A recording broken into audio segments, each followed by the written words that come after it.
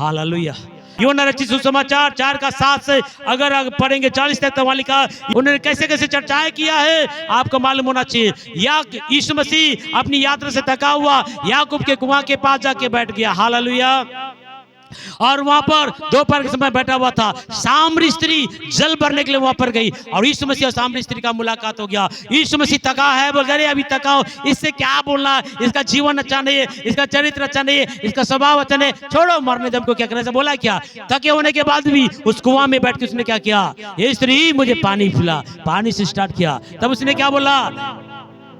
हे स्वामी, यहूदी लोग तो किसी रीति से हमारे साथ में क्या नहीं करते हैं, कोई भी हमसे व्यवहार नहीं करते हैं, और तू सामरी लोग तुम छोटे जाति मानते हैं, तुम बड़े जाति की हो और तुमसे पानी मांगता है। इसने बोला जो तुझसे पानी मांगता है तू जानता कि वो कौन है, तुझसे जीवन का जल मांगते और तुझे देता।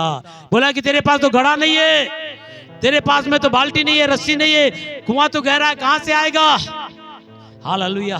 तब उसने बोला कि मैं जीवन का जल हूं, जो इससे पीगा कभी प्यासा नहीं। प्रभु ऐसी बात है, आप जीवन का जल है, जो इस जल को पीगा कभी प्यासा नहीं होगा, वो जल मुझे दो। उसने बोला ठीक है मैं तुझे दूंगा, जाके अपने पति को बुला के लिया। उसने बोला मैं तो बिन पति की हूँ प्रभु, तू सही बोलते बिन पति का, अभी तक 5 हो गया, 6वां वो भी तुझको धोखा देगा, वो भी तेरा नहीं है। हे प्रभु तुझे कैसे मालूम है? मुझे लगता है कि आपको आवश्यकता। उसने उससे बातें करते करते उसके जीवन को बदल दिया। हालेलुया। यीशु ने एक स्त्री के जीवन से बातें किया, यीशु ने एक स्त्री को बदला कि उसके जीवन के अंदर में बातें करना स्टार्ट किया। यीशु ने जब चर्चा किया उसका जीवन बदल गया। ये स्त्री जिसके जीवन के सारी बातें जब यीशु ने प्रकट किया, अब जान गया कि यही मसीहा है। जब उस सच्चाई को जान गया, चुप नहीं थी। पानी भरने के लिए गई वाली स्त्री उस पानी का घड़ा का उस कुएं में छोड़ के दौड़ के गांव में गई और गांव के लोग बोले आओ आओ आओ, देखो एक मनुष्य को देखो, कहीं वही मसीह तो नहीं है जो पाप मैंने किया, जो बुराई मैंने किया, जो जीवन में जी रही थी वो सारी बातें सही सही बताया, कहीं वही तो मसीह नहीं है। एक स्त्री ने पूरे गांव में जाके लोगों को बुला के लाया। चर्चा का आगे देखे, जब उसने अपने जीवन के अंदर की घटनाओं को बताया, पूरा का पूरा गांव यीशु के पास आया। जब यीशु उनसे बातें की तो पूरे लोगों का जीवन बदल गया। एक स्त्री ने पूरे गांव को बदला। आपकी चर्चा कितनी पावरफुल है। आप मुंह खोल के प्रभु के बारे में चर्चा करोगे, बहुत सी आत्माएं बचेंगे। ताली बजाए प्रभु का धन्यवाद दे। हालेलुया। दूसरा राजा 5:2 से अगर हम 3 तक पढ़ेंगे, वहां लिखा है आपको मालूम है आरामी लोगों ने क्या किया? इस्राएल देश में एक बड़ा युद्ध किया। उस युद्ध में सबों को हराकर वहां से जब पूरे लोगों को लेकर एक छोटी लड़की को उन्होंने बंदी बना के अपने देश में लाया और देश में लाया। और वो देश युद्ध करने वाला कौन है? सेनापति नामान नाम का कौन है? सेनापति था। ये सेनापति बड़े बड़े युद्धों को जीतने वाला राजा। इस सेनापति बहुत कुछ था। हालेलुया। लेकिन ये सेनापति कैसा था बोल के लिखा है? कोड़ से भरा हुआ था, कोड़ी था। हालेलुया। ये सेनापति है, बड़े बड़े युद्धों को जीतने वाला, लेकिन इसके शरीर में कोड़ है।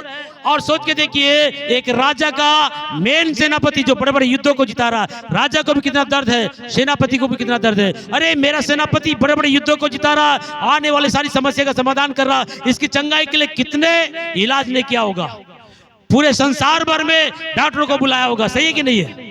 हालेलुया। और पूरे देश में जाके उन्होंने क्या किया? बड़े बड़े डॉक्टरों से इलाज कराया, ठीक नहीं हुआ था।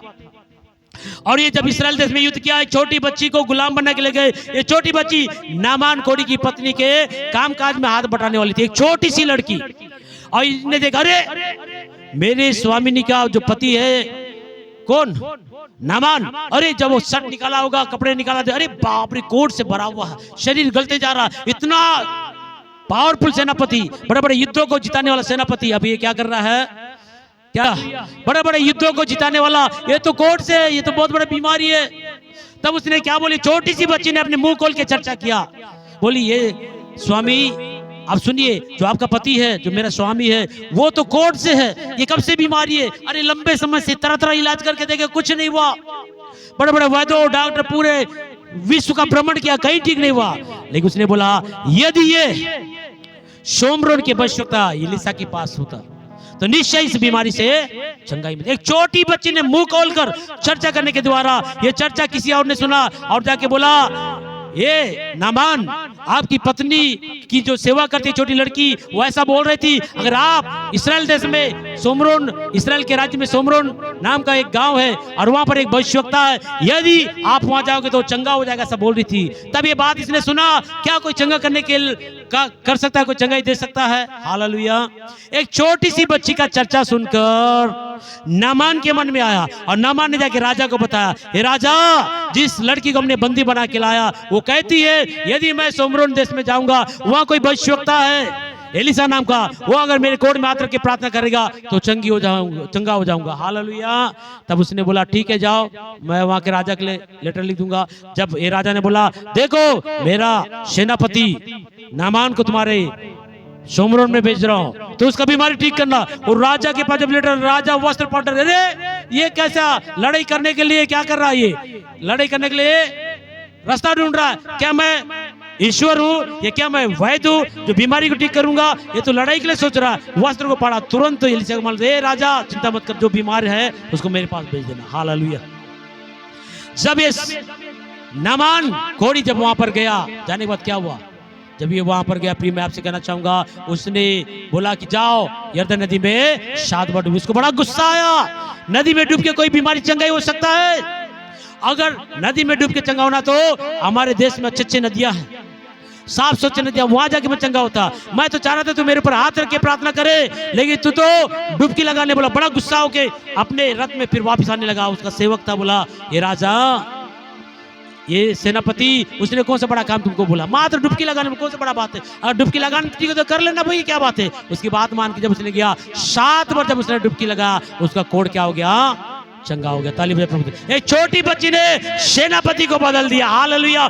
छोटी बच्ची की चर्चा ने सेनापति को बदला। आपकी और मेरी चर्चा साधारण नहीं है, हमारी चर्चा बहुत पावरफुल है। आप मुंह बंद करोगे कोई नहीं बदलेगा, आपका परिवार में भी बचाव नहीं होगा। दूसरा राजा 5:15 में लिखा है, नामा के सेनापति था, राजा इसको बहुत प्यार करता था, इसकी इलाज के लिए पूरे समस्त पृथ्वी में इलाज के लिए भेजा होगा, कहीं ठीक नहीं हुआ। लास्ट में कानान ठीक हुआ, सोमरोन की भविष्यवक्ता के पास गया और नदी में डूबने से उसको चंगाई मिल गई। हालेलुया। तब उसने सेनापति ने एक बड़ी गवाही दिया, अब मैंने जान लिया समस्त पृथ्वी में इसराइल को छोड़ा और कहीं परमेश्वर ने। कितना बड़ा भाग गवाही दिया।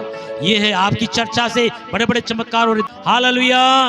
निर्गमन का पुस्तक 18 का अगर 6 से 12 पढ़ेंगे, वहां लिखा है, आज मैं आपसे कहना चाहूंगा, मूसा कौन है?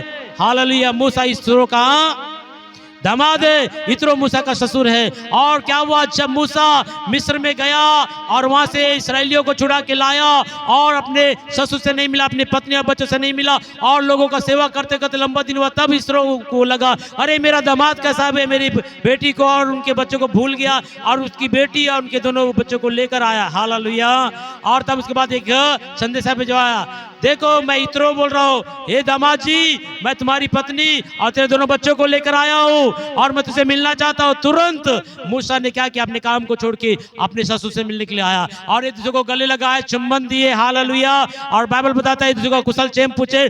तब हालेलुया मूसा ने अपने मुंह खोलकर मिस्र के अंदर में क्या क्या किया परमेश्वर ने, और मिस्रियों की मिट्टी से कैसे परमेश्वर ने इस्राएली को छुड़ाया, मार्ग में क्या क्या स्थिति हुआ, ये सारी बातों को बताया। कैसे परमेश्वर ने दिन को मेघ का बादल होकर, कैसे आग का कंबा होकर उनकी अगुवाई किया, कैसे लाल समुद्र को 2 भाग किया, कैसे आकाश से मन्ना को खिलाया, कैसे चकमा चट्टान से उनको पानी पिला। बड़े बड़े चमत्कारों की चर्चा जब इसने किया, जब ये सारी बड़े बड़े गवाहियों को जब उसका ससुर इत्रो ने सुना, अरे बाप रे, इतना चमत्कार करने वाला परमेश्वर। और तब उसने एक बात बोला, वो समस्त संसार में यहोवा का छुट कोई ईश्वर नहीं है, सारे देवताओं में सबसे बड़ा है। और उसने परमेश्वर के लिए होम बलि और अन्न बलि देकर आराधना की। हालेलुया। आपकी और मेरी चर्चा हमारे परिवार के लोगों को आराधना करने के लिए लाएगा। आपको मुंह खोल के बोलना पड़ेगा। हालेलुया। प्रेरितों का 28 में लिखा, जब पौलुस अग्रिप्पा राजा के सामने खड़ा था और मसीह की साक्षी देने लगा, गवाही देने लगा, उसके जीवन की सारी घटनाओं को बताने लगा, कैसे मैं मसीह का विरोधी था, कैसे परमेश्वर मेरे जीवन को बदला और मेरे जीवन को कैसे इस्तेमाल कर रहा है, कैसे प्रभु का राज्य में मैं खड़ा हुआ हूं। जब इस कुछ बातों को लेकर पौलुस ने जब अग्रिप्पा राजा से बातें किया और उसने बोला, अरे थोड़ी सी बातें बताकर तू मुझे मसीह बनाना चाहता है। पौलुस ने बोला, क्या थोड़े में क्या ज्यादा में, परमेश्वर ने चाहा मैं उससे प्रार्थना कर रहा हूं। जैसे प्रभु ने मुझको बदला, मेरे स्वभाव को बदला, मेरे जीवन को बदला, वैसे तुझे भी बदलेगा। हालेलुया। परमेश्वर की चर्चा में इतनी ताकत है, राजा महाराजा घुटने टेक रहे हैं और राज्य में और जाति में और भाषा में लोग आ रहे हैं। हालेलुया। पंजाब में देख रहे हैं, गुजरात में, हालेलुया, भारत में, विश्व में लोग धाराओं के समान आ रहे हैं। क्या हिंदू, क्या मुस्लिम, क्या पंजाबी, क्या जैन, क्या बौद्ध, हालेलुया, सबके सबों को यीशु की जरूरत है। वो सब के सब धाराओं के समान आके बड़ी बड़ी गवाहियां दे रहे हैं कि यीशु ने मेरे जीवन को बदला, मेरी परिस्थिति को बदला। किसी ने उनको चर्चा करके बताया, इसलिए वो आज प्रभु के पास है। आज आप और मैं प्रभु में है, हमारे लिए भी किसी ने चर्चा करके बताया। हालेलुया। प्रेरितों का पुस्तक 2:37 कल जब पढ़ेंगे तो वहां लिखा है, पेंतीकोस्त के दिन में क्या हुआ? पवित्र आत्मा से भर गया। ये पतरस एक बार यीशु मसीह को मैं नहीं जानता बोले 3 बार इनकार किया था, लेकिन जब ये पेंतीकोस्त दिन पवित्र आत्मा का अभिषेक पाया, लोगों ने प्रभु के चेलों को 120 लोगों को बोलने लगे, ये सुबह सुबह कोई मदिरा का सेवन किए हुए, इसलिए क्या क्या तो बड़बड़ा रहे हैं। उसने उनके बीच में खड़ा होकर एक संदेश दिया। बाइबल लिखा जब पतरस खड़े होकर यीशु की चर्चा करने लगा वचन के द्वारा, योएल नबी की पुस्तक से जब चर्चा करने लगा, सुनने वाले के हृदय छिद गए और वे प्रभु के दासों के पास आके बोलने लगे, हे प्रभु के चलो बताओ, हमें अनंत काल का जीवन पाने के लिए क्या करना पड़ेगा? हमें स्वर्ग के राज्य के लिए हमें क्या करना पड़ेगा? हमको क्या करना पड़ेगा जो पवित्र आत्मा का अभिषेक पाएंगे? तब उन्होंने बोला, मन फिराओ, पश्चाताप करो, बपतिस्मा लो, पवित्र आत्मा का दान पाओगे। और एक ही दिन 3000 के लोगों ने, एक परमेश्वर के दास पतरस की चर्चा के द्वारा 3000 लोग क्या पाए हैं? उद्धार पाए और कलीसिया से मिल गए। ऐसी चर्चाएं करने के लिए परमेश्वर ने आपको और मुझको बुलाया। सुसमाचार की चर्चा के द्वारा चमत्कार होगा और चमत्कार के द्वारा बड़े बड़े अद्भुत काम होंगे और बहुत से लोग प्रभु में आएंगे। प्रभु इस वचन के द्वारा हम सबको आशीष दे। आमीन।